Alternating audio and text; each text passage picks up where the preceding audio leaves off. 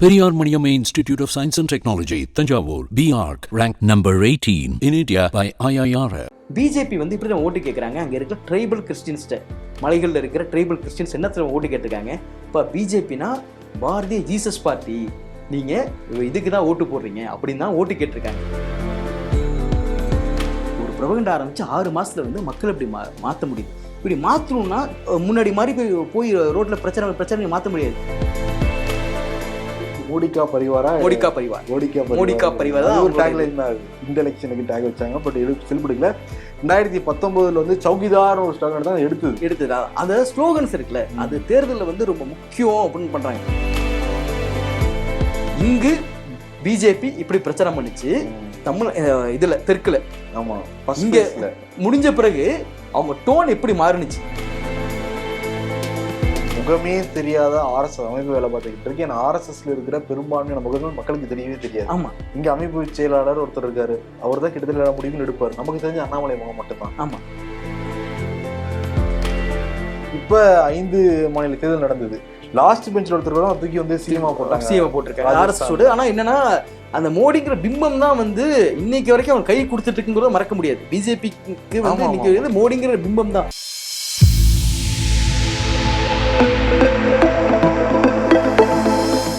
விகடன் நேயர்களுக்கு அன்பான வணக்கம். எக்ஸிட் போல் முடிவுகள் வெளியாயிருக்கு. எக்ஸிட் போல் முடிவுகளில் காரசான விவாதம்லாம் பண்ணிக்கிட்டு இருக்காங்க. பட் இறுதியான முடிவுங்கிறது ஜூன்ல தான் தெரியும்.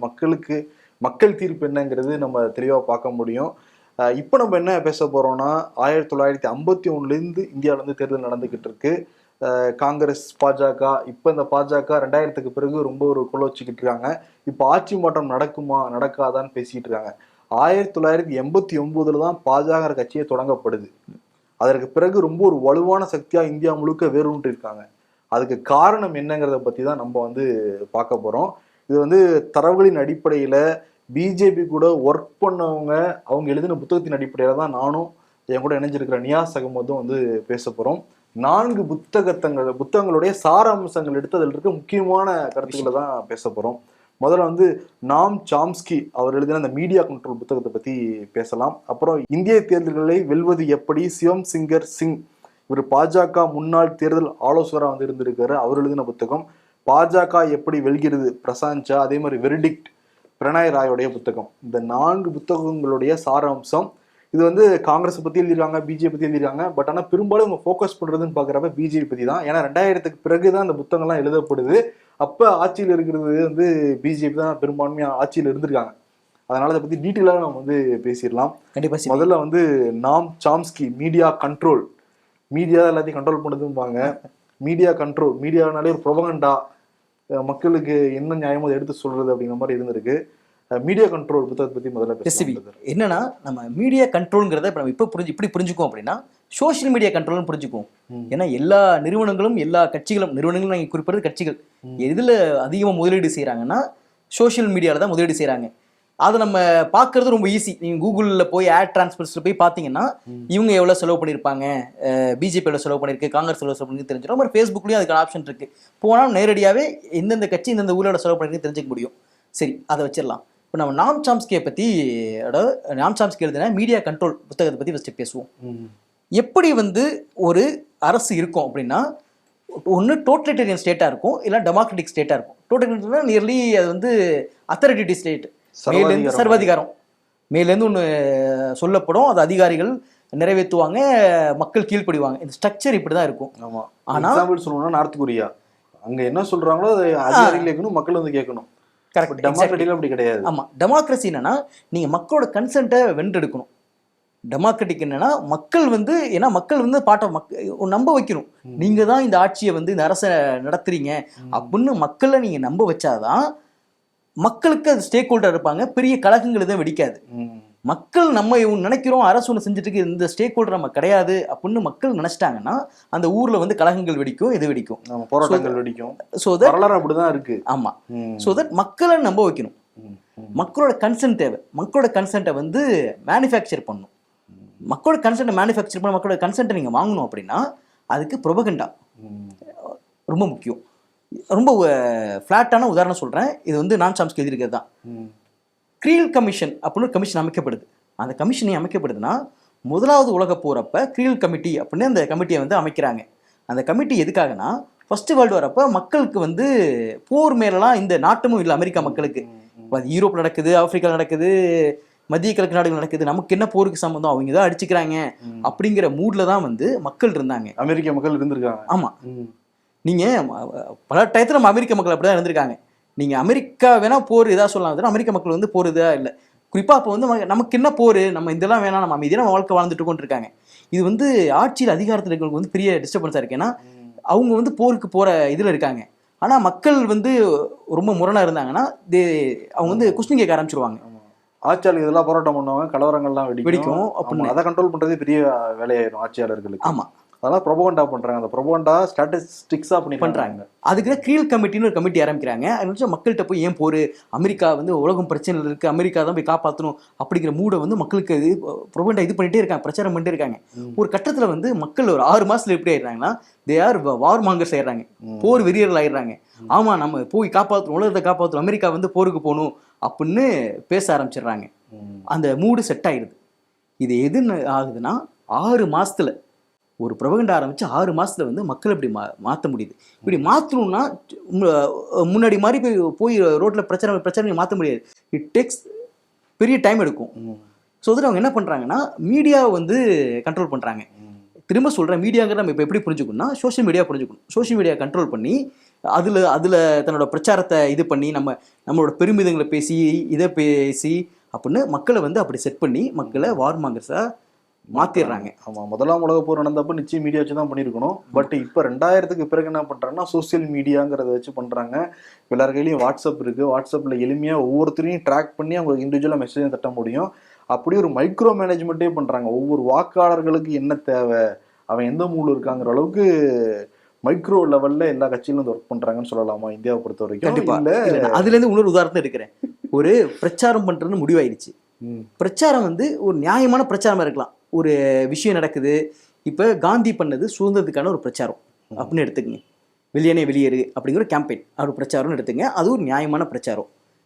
அமெரிக்கா வந்து இப்போ அந்த பிரச்சாரம் எப்படி இருந்திருக்கு, நம்சாம்ஸ் கூப்பிட்டுருக்கேன்னா தன்னோட ஆளும் வர்க்கம், அதிகார வர்க்கம், பணம் படித்தவர்கள் நலனுக்காக மட்டும்தான் அந்த பிரச்சாரம் இருந்திருக்குங்கிறாரு.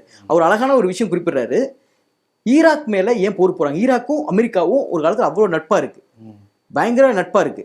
ஆனா ஈராக் மேல ஒரு போருக்கு முடிவு பண்றாங்க, குவைத் மேல இது நடக்குது. ஈராக் வந்து அமெரிக்க நலனுக்கு, அமெரிக்கா நலன்னு இங்க குறிப்பிடுறது அமெரிக்கா ஒரு கடைக்கோடி மனிதனோட இன்ட்ரெஸ்ட் கிடையாது, அமெரிக்கா ஆளும் வர்க்கத்தோட அதிகார வர்க்க இன்ட்ரெஸ்ட்டுக்கு எதிராக இவர் போறார், நலனுக்கு எதிராக சதாம் போறாரு.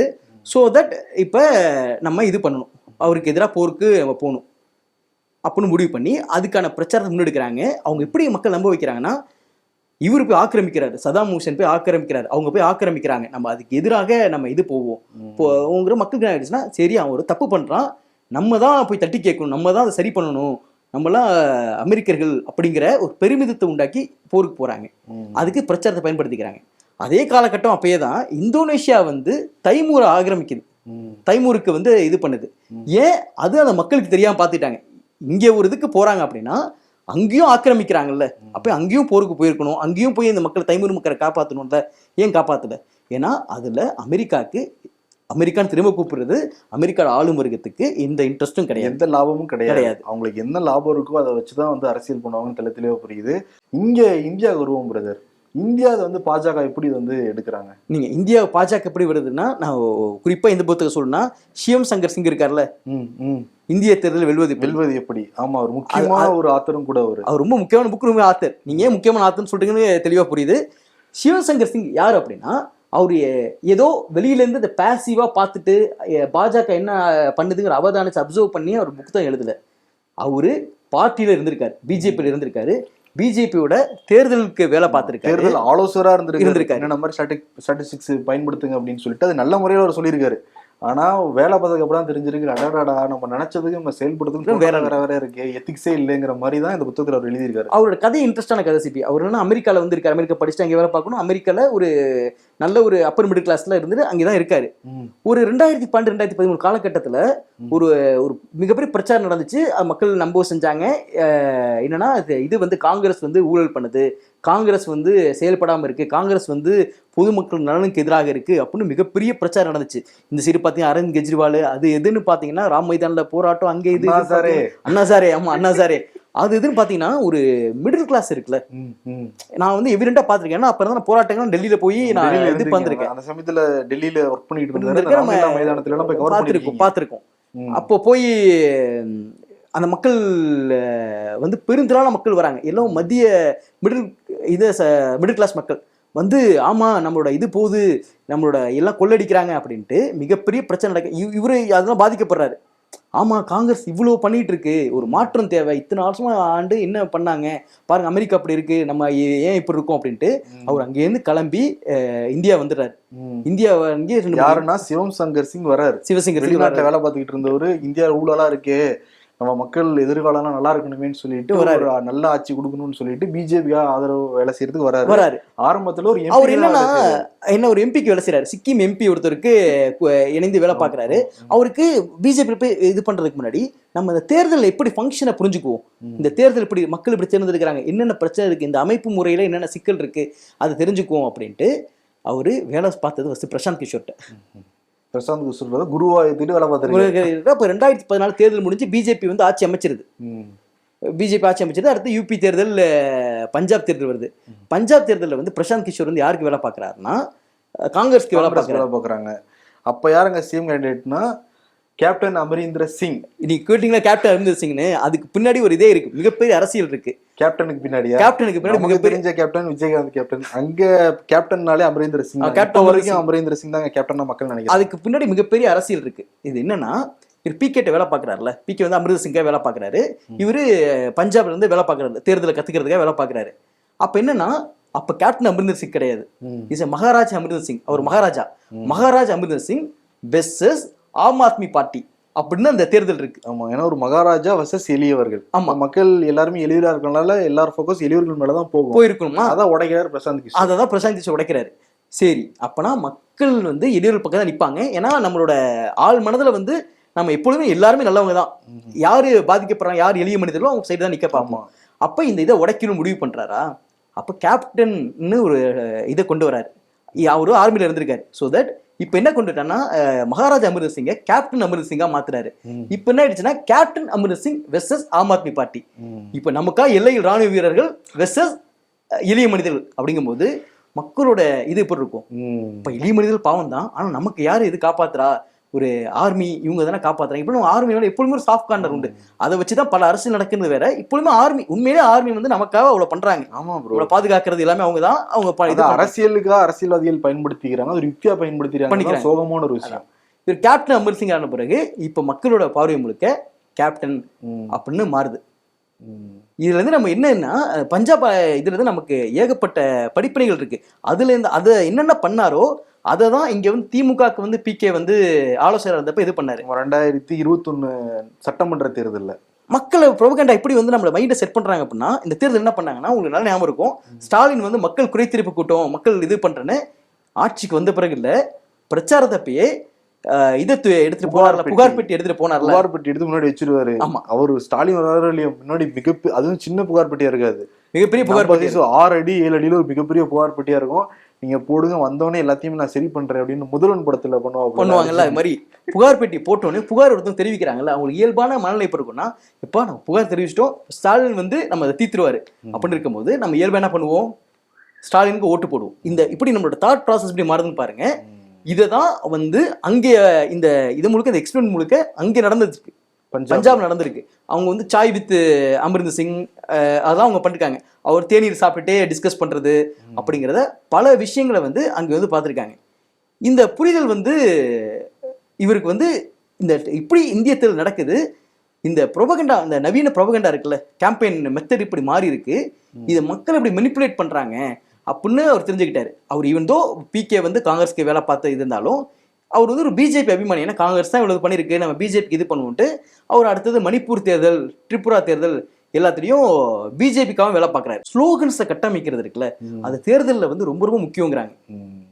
உங்களுக்கு ஞாபகம் இருக்கான்னு தெரியல, ஜெய் ஜவான் ஜெய் கிஷான் இந்த மாதிரி ஸ்லோகன்ஸ் இருக்குல்ல, அப்போ ஸ்லோகன்ஸ் வந்து பார்ட்டிஸ் வந்து முடிவு பண்ணாங்க. இப்போ வந்து இதே மாதிரி அவங்களுக்கான ஏஜென்ட்ஸ் இருக்காங்கல்ல, ஏஜென்சிஸ் வந்து அவங்களோட பிஆர் ஏஜென்சி, அவங்க தான் ஸ்லோகன்ஸை கட்டமைக்கிறாங்க. குஜராத் மாடல், ஆப்கிவார் மோடி சர்க்கார், இது மாதிரி ஏகப்பட்ட ஸ்லோகன்ஸ் இருக்குல்ல. அந்த ஸ்லோகன்ஸ் வந்து எப்பொழுதுமே வந்து மக்கள் மனதில் எளிமையாக இது பதியணும். அந்த அந்த ஸ்லோகன்ஸ் தனக்கானதா இருக்கணும். பட் இப்போ ஸ்லோகன் எடுத்துருந்தாங்க, எடுப்படல தான் நினைக்கிறேன் இந்த எலெக்ஷன்ல. மோடியின் குடும்பம் தான் எனக்கு தமிழ் தெரியும், இங்கிலீஷ் ஹிந்தியில் என்ன வருது, மோடியின் குடும்பம் இதோட எல்லாருமே பிஜேபி டேக்லைன் போட்டுக்கிட்டு இருந்தாங்க. ஆமா, மோடிகா பரிவாரா, மோடிகா பரிவார் ஒரு டேக்லைன் தான் அது. இந்த எலெக்ஷனுக்கு டேக் வச்சாங்க, பட் செல்படுக்கல. 2019 வந்து சௌகிதார் ஒரு ஸ்லோகன் தான் எடுத்ததா. அந்த ஸ்லோகன்ஸ் இருக்குல்ல, அது தேர்தலில் வந்து ரொம்ப முக்கியம் அப்படின்னு பண்றாங்க. அந்த ஸ்லோகன்ஸ் எப்படி வந்து இது பண்றாங்க, ஒரு டிரைவ் பண்றாங்கன்னா பொதுமக்கள் அதில் கனெக்ட் ஆகணும். அதுக்கு எதிராக இருக்க ஸ்லோகன் வந்து அந்த ஸ்லோகன்ஸ் வந்து ஒரு நேஷனலிஸ்டோட இதாக இருக்கணும். உங்களுக்கு நல்லா இருக்கும், great make America great again, அதான் நினைக்கிற ஸ்லோகன்.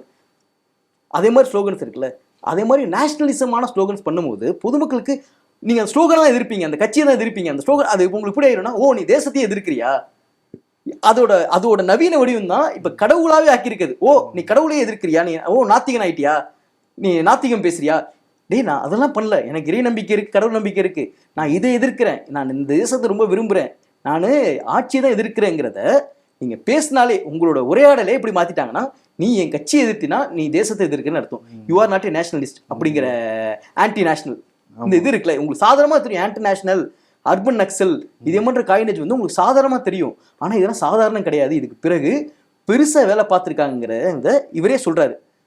வெளியில இருந்து யாரும் சொன்னா பரவாயில்ல, சிவம் சங்கர் சிங் சொல்றாரு, வேலை பார்த்து சொல்றாரு. அப்புறம் இதெல்லாம் தாண்டி ரொம்ப முக்கியமா ஒரு பிஜேபி வந்து அவர் வியக்கிறாரு. பிஜேபி வந்து எப்படி இதை பண்றாங்க அப்படிங்கறத ரொம்ப வியக்கிறாரு. அவங்க என்னென்ன டேட்டா இருக்குல்ல, டேட்டால வந்து பிஜேபி வந்து உலகத்திலே மிகப்பெரிய கிங்குங்கிற அளவுக்கு சொல்றாரு. அவங்கள்ட்ட வந்து எல்லாத்தோட டேட்டாவும் இருக்கு. அந்த டேட்டாவை எப்படி எடுத்தாங்கிறதான் ஈஸியான ஒரு விஷயம். நீங்களே சொல்லுங்க. நம்ம எல்லாம் பார்த்துட்டு போல, தமிழிசை சவுந்தரராஜன் இங்க பாஜக மாநில தலைவராக இருந்தப்ப மிஸ்டு கால் கொடுங்க, கட்சியில ஜாயின் பண்ணுங்க அப்படின்னாங்க. எல்லாரும் நம்ம கிண்டல் பண்ணிக்கிட்டு இருந்தோம், என்ன மிஸ்டு கால் கொடுத்தா எப்படி கட்சியில ஜாயின் பண்ண முடியும், சும்மா எல்லாரும் விளையாட்டுகள் மிஸ்ல கொடுத்தாங்க. ஆமா, நம்ம கட்சியில ஜாயின் பண்றோமோ இல்லையோங்கிறத தாண்டி நம்மளோட தரவுகளை அவங்க எடுத்துட்டாங்க.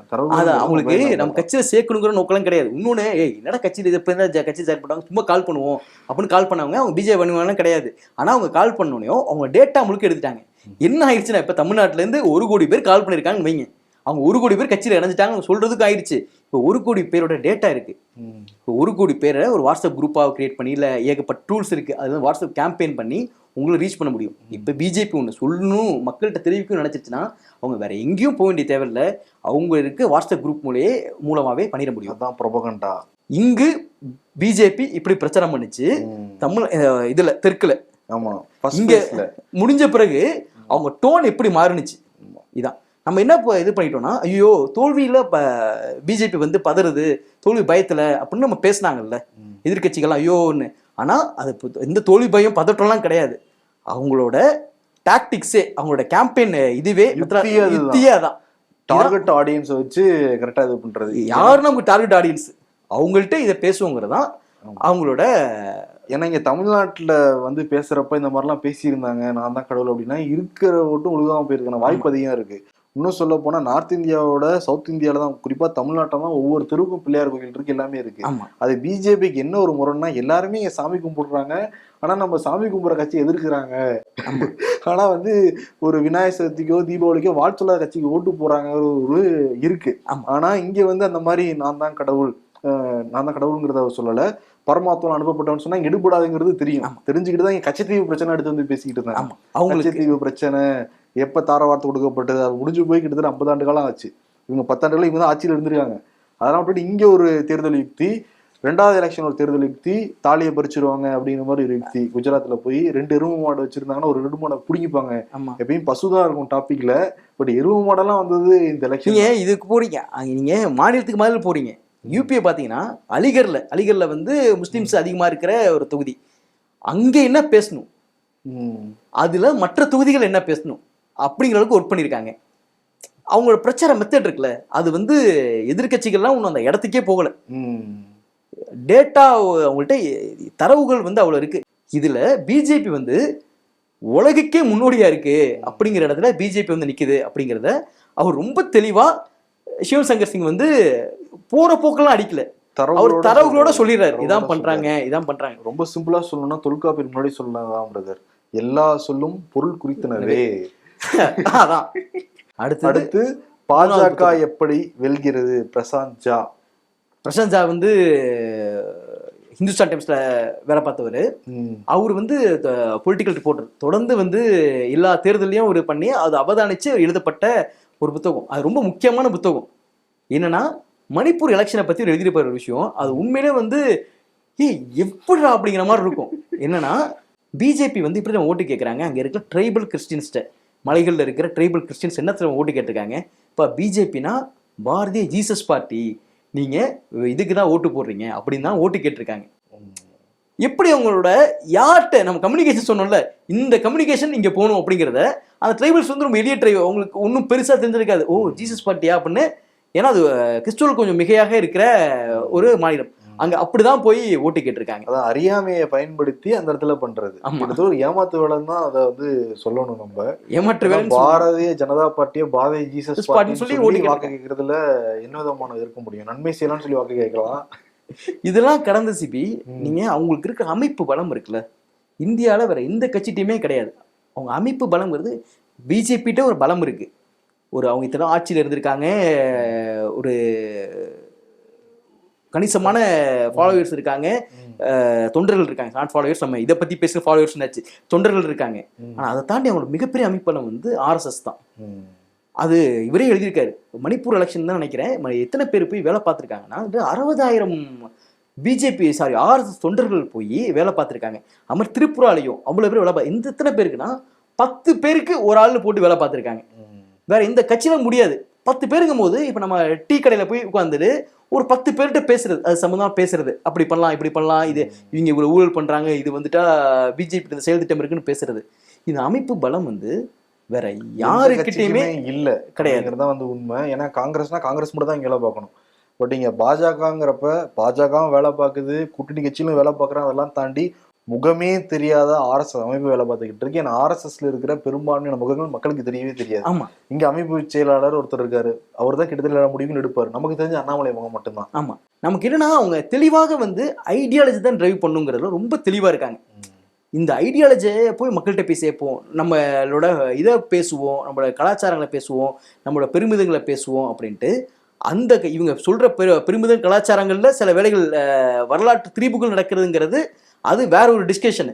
ஆனா அதை பத்தி பேசுறாங்க. ஹரப்பன் சிவிலைசேஷன், சரஸ்வதி சிவிலைசேஷன் சொல்றது இது வேற ஒரு டிஸ்கஷனு. ஆனா இதை நம்மளோடது, நம்ம ப்ரைடு அப்படின்னு எடுத்துட்டு இதை எடுத்துட்டு போவோம் வேலை பார்க்கணும். RSS வந்து ரொம்ப தெளிவாக வேலை பார்க்குறாங்க. நான் ஏற்கனவே சொன்னேன்ல, நீங்க எதிர்ப்பது இந்த கட்சியை, இந்த அமைப்பை எதிர்ப்பது, தேசியத்தை எதிர்ப்பது, தேசியவாதத்தை நேஷனலிஸ்டை எதிர்ப்பது அப்படிங்கிற இடத்துல போய் நிற்கிறாங்க. அது இங்கே மட்டும் இல்லை, இந்த இந்த ஃபார்முலா வந்து உலக நாடுகள் எல்லாத்துலேயும் ஃபாலோ பண்றாங்க. ஆமா ஆமா, அது இன்னும் நம்ம RSS உடைய கொள்கையில முக்கியமான கொள்கை என்னன்னா, நம்மளுடைய கொள்கையை தான் முகமா இருக்கணுமே தவிர ஒரு மனிதர் முகமா இருக்கக்கூடாதுன்றதுல ரொம்ப கவனமா இருப்பாங்க. அதை கிட்டத்தட்ட உடைச்சது மோடிங்கிற பிம்பம் தான். ஆமா, அதுதான். ஏன்னா இப்ப பாருங்க, இதுக்கு முன்னாடி இருந்த லீடர் பல பேர் வந்து இப்ப எங்க இருக்காங்கன்னே தெரியல. அத்வானி எடுத்துக்கலாம், முரளிமோகன் ஒரு ஜோஷி எடுத்துக்கலாம், பல பேர். ஏன்னா உங்களுடைய சித்தாந்தம் மட்டும் தான் இருக்கணும்.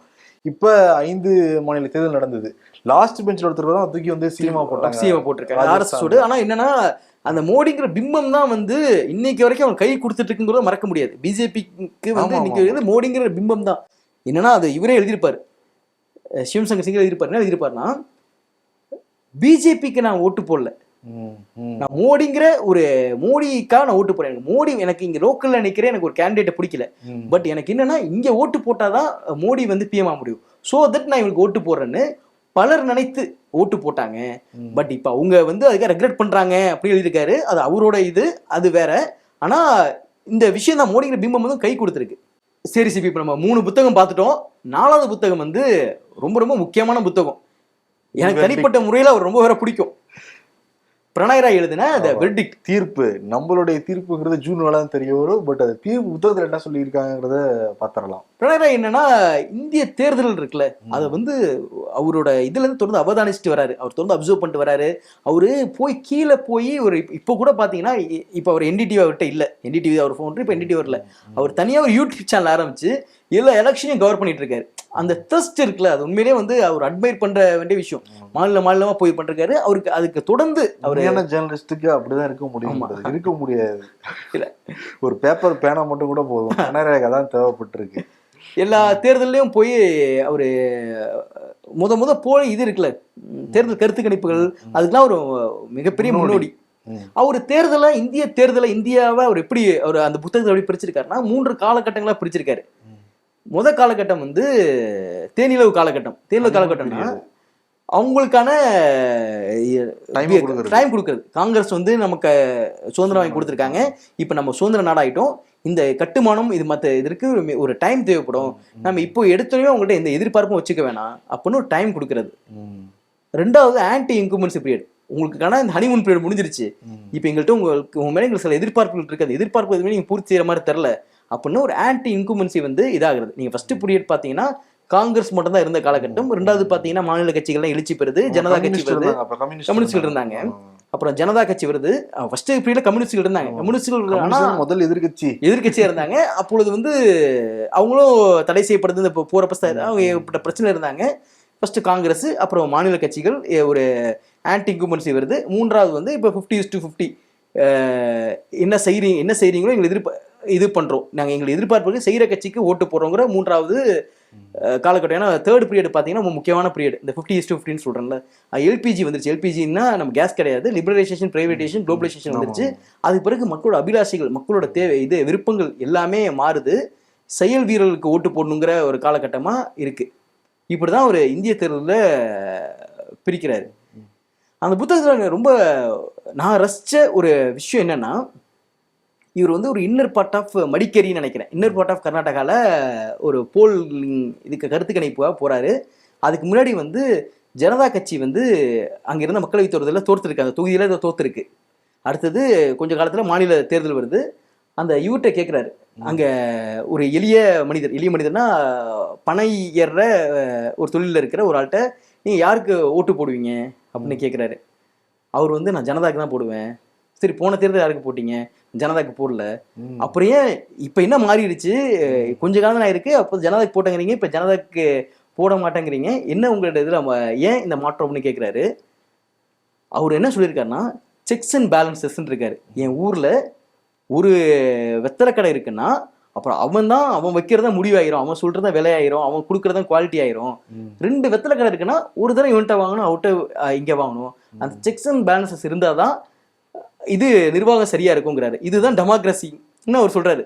நம்ம எளிய இந்த மனிதர்களுக்கு ஒன்றும் தெரியாது, இவங்க சொல்ற விட்டு ஓட்டு போட்டுருவாங்க, இது ஈஸியா டிரைவ் பண்ணி இவங்க ப்ரொபகண்டா மாத்திரலாம்னு நினைக்கிறோம்ல, எல்லாரும் நினைக்கிறாங்கல்ல. இந்த 3 புத்தகம் பேசியிருக்கிற அந்த விஷயம் தானே பேசுது.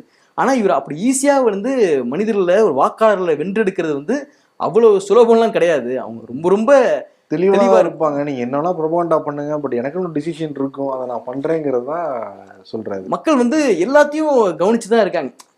இன்னும் அப்படியெல்லாம் கவனிக்காம சும்மா இது பண்ணிடலாங்கிறது கிடையாது, ரொம்ப கவனிச்சா இருக்காங்கிறாரு. அப்புறம் அந்த போலிங்கை பத்தின போலிங்கிறேன் கருத்து கணிப்பை பத்தின விஷயம் சொல்றாரு. அவர் கருத்து கணிப்பு என்னன்னா, முன்னாடிகள்லாம் வந்து ரொம்ப நேர்மையாக கருத்து கணிப்பு நடந்துச்சு, இப்பயும் நேர்மையா தான் பல பேர் நடத்திட்டு இருக்காங்க, அதுல எந்த குற்றச்சாட்டும் கிடையாது. அதுல வந்து இந்த எக்ஸிட் போல பத்தி தான் சொல்ல வரேன். இப்ப பல விஷயங்கள் நடந்துட்டு இருக்கு, அதுல எந்த குற்றச்சாட்டும் கிடையாது. நிறைய அமைப்புகள் இருக்கு, இதையே கருத்து கணிப்பு நடத்துறதுலயே ரொம்ப பலந்துன்னு போட்ட பல அமைப்புகள் இருக்கு, சரியா தான் கருத்து கணிப்பு நடத்திட்டு இருக்காங்க, அதுல எந்த குற்றச்சாட்டும் கிடையாது. ஆனால் இப்பொழுது என்ன பண்றாங்கன்னா, சில கட்சிகளே போய் நான் தான் ஜெயிப்பேன்னு அனானிமஸா வந்து கருத்து கணிப்பை வெளியிடுறது. இந்த இப்ப பாத்தீங்கன்னா வாட்ஸ்அப் வந்துச்சு இல்ல, 22 தொகுதிகளில் வந்து இது வெல்லும், பாஜக கூட்டணி வெல்லும் அப்படின்னு பிரசாந்த் கிஷோர் சொல்லிட்டாருன்னு. பிரசாந்த் கிஷோர் அப்படின்னு சொல்ல, ஃபேக் நியூஸ் ஒண்ணு. ஆனா இதே மாதிரி கருத்து கணிப்புகளே கட்சிகளே யாரையா வச்சு நடத்தி வெளியிடுறாங்க அப்படின்னு சொல்றாங்க. ஏன்னா அது இன்ஃப்ளூயன்ஸ் பண்ண மக்கள் கிட்ட. ஏன்னா நிறைய பேர் என்ன பண்ண நினைப்பாங்கன்னா, நம்ம வாக்கு ஜெயிக்கிற வாக்கா இருக்கணும்னு நினைப்பாங்க. ஆமா, அது வந்து எடுபடும் அப்படின்னு நினைக்கிறேன். எடுப்படும் நினைப்பாங்கன்றாரு. நீங்க எக்ஸிட் போலை பத்தி சொன்னீங்கல்ல, இன்னைக்கு எக்ஸிட் போல வந்திருக்கு. எக்ஸிட் போல என்னன்னா முக்கியமான விஷயம் என்னன்னா, அவர் இந்தியாவோட எக்ஸிட் போல் வந்து 99% வந்து சரியா தான் இருந்திருக்கு. 99% சரியா இருந்திருக்கணும். ஆனா இப்ப 75% சரியா இருக்கு. அதுல 25% வந்து இதானதுக்கு ஃபெயிலியர் ஆனதுக்கு ஒரே ஒரு தேர்தல் தான் காரணங்கிறாரு. டோட்டலை எவால்வேட் பண்ணுவோம்ல, டோட்டலை போட்டு நம்ம சம் பண்ணுவோம்ல, அதுல 99% சரியா இருந்திருக்கணும். ஆனா இப்ப 70% சரியா இருக்கு. காரணம் என்னன்னா 2004 தேர்தலுங்கிறாரு. 2004 தேர்தல்ல என்டிஏ தான் ஜெயிக்கும், என்டிஏ தான் வெல்லும் அப்படின்னு எல்லா கருத்து கணிப்புகளும் சொன்னிச்சு. ஆனால் அந்த தேர்தலில் வந்து யூபிஏ வந்து வென்றுச்சு. அந்த தோல்வி வந்து தான் அதுல கருத்து கணிப்பு தோல்வி தான் இதுல தாக்கம் செலுத்தி 99% இருக்க வேண்டியதை 75% ஆகிருச்சு அப்படிங்கிறாரு அப்படின்னு சொல்றாரு. பட் பாப்போம், இன்னைக்கு வந்து எக்ஸிட் போல் எல்லாம் காரசாரம் விவாதிச்சுக்கிட்டு இருக்காங்க.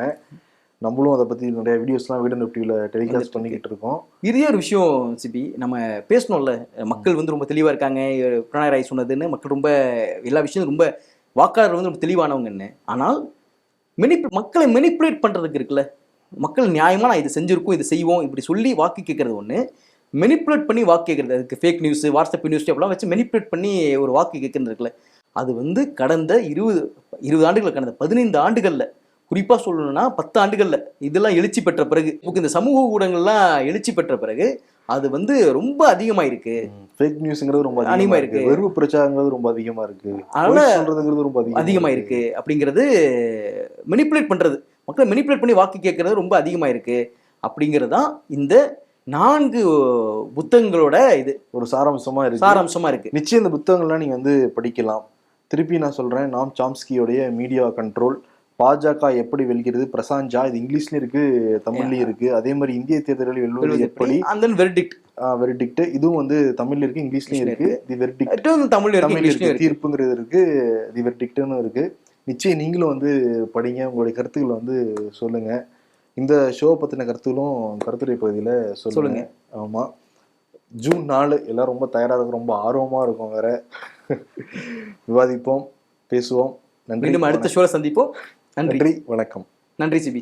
Periyar Maniamma Institute of Science and Technology, Tanjavur, BArc, ranked number 18 in India by IIRF.